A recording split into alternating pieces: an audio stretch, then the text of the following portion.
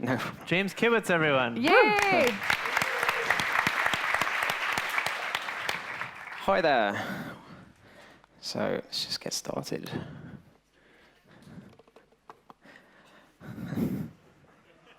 Who here knows what Electron is? Or, wow, quite a lot of people. There's going to be a massive talk tomorrow about really what it is. So this is a 5-minute sort of Chrome plus Node for the win. Yeah.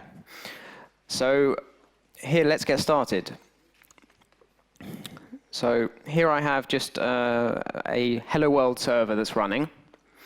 And if I start an image here, do you guys see that down the bottom here? Oh, I've hit a breakpoint. So I'm actually running the server code and the browser code together, which is nice. So if we just have a look at what's actually going on here, I have a file here called index, and in this file, we've got an HTTP server here, and down here we are doing some DOM stuff in the same file, and we're loading an index HTML, and then I do lots of other stuff. So Electron comes with Chrome and a Node built in, and what I thought I would show is prototyping in a few minutes. So we can see with this file that we can run something that can manipulate the DOM and do all the stuff that you can do on the server, but it doesn't really do anything. So let's have a look at testing. If we're running headless tests, most of us are familiar with running them in Phantom.js or Source Labs. So I added some support a while back to Zool. How many people here run Zool for their tests? Oh dear. OK. Well, you can run it. This is running some tests in Phantom, and woohoo, one's failing because I've on purpose made one fail. But you can also run them in the context of Electron.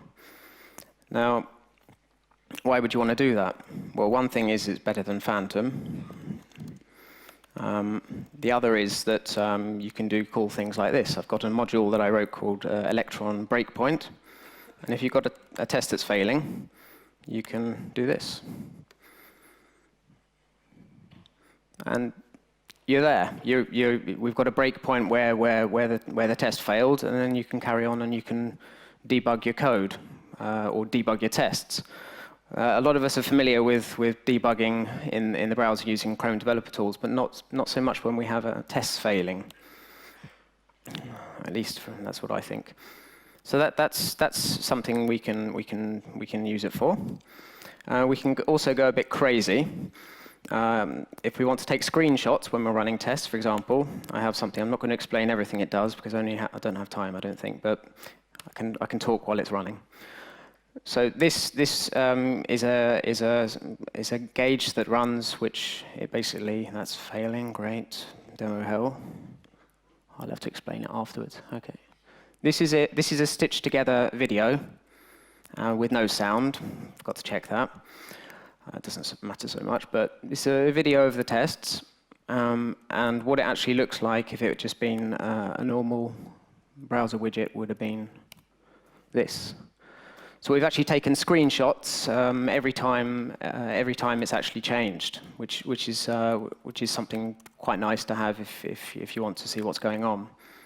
So I've got another module called Electron Screenshot that does that. I have 1 minute left. OK. Right, let's go here and run this. So this manipulates something that I wrote, which for a client I have this Sketch app, and it has drawing data as JSON, and I wanted to visualize it, and I didn't want to build a back end and front end and what have you. So this took about 15 minutes to visualize using Electron just to quickly hash together how all the drawings looked. That's all that I've got. I think the time's up, and I've closed everything down. So thanks very much.